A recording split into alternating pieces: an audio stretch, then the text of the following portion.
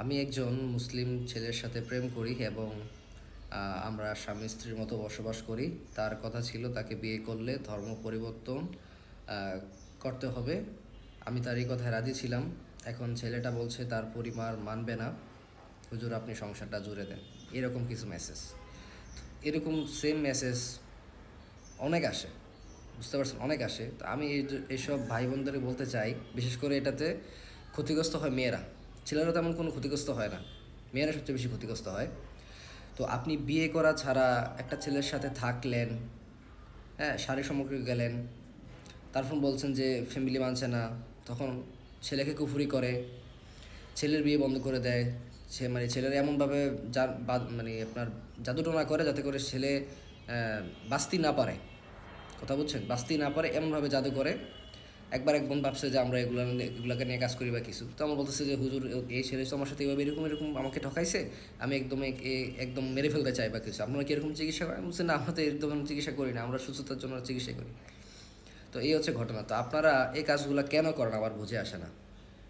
নিজেরাই নিজেদের বিপদ ডেকে আনেন, বিপদ হওয়ার পরে নিজেরাই আবার কুফুরি করেন। এর একটা রফা দফা করে ছাড়বো, কী লাভ বলেন? আপনার কী লাভ হয়? যতটা হারাম জিনিস আপনারা যান, হারাম কাজ করেন, এর ফলাফল কখনোই কোনো দিন ভালো আসবে না। একবার আমি যদি একটা ঘটনা বলি, আপনি অবাক হবেন। একজন আলেমের মেয়ে মেসেজ দিছে যে হুজুর আমি একজন আলেমের মেয়ে, আমার বাবা একজন আলেম, আমরা পরিবারের সবাই খুবই দিনদার এই সেই। হুজুর আমার একটা ছেলের সাথে 8 বছরের সম্পর্ক, তার সাথে আমি গোপনে বিয়ে করি এবং স্বামী স্ত্রীর মতো থাকি একসাথে, সবাই মানে শারীরিক সম্পর্ক সব কিছুই। তো হুজুর এখন আমার ফ্যামিলি আমাকে বিয়ে দিতে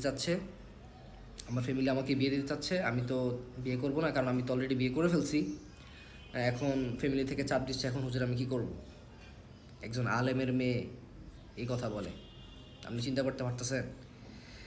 তো বুঝেন। তো পরে আমি বোনকে বলছি যে আপনি যা করছেন এটা তো আসলে একজন আলেমের মেয়ে হিসাবে এটা কখনোই আপনার করা উচিত হয় নাই। আপনি যেটা করছেন এটা যেভাবেই হোক আপনি আপনার পরিবারকে জানাবেন, কারণ আপনি এখন বিয়ের জন্য আপনার ফ্যামিলি প্রস্তাব দেখবে।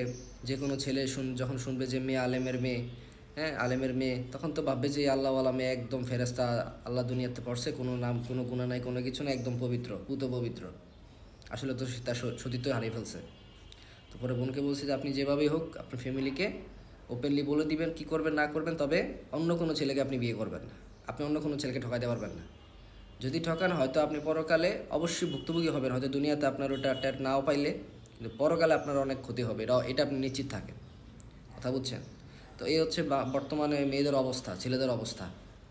এইসব জিনিস থেকে দূরে থাকেন, অন্যথায় ইহকাল পরকাল দুইটাই আপনার যাবে।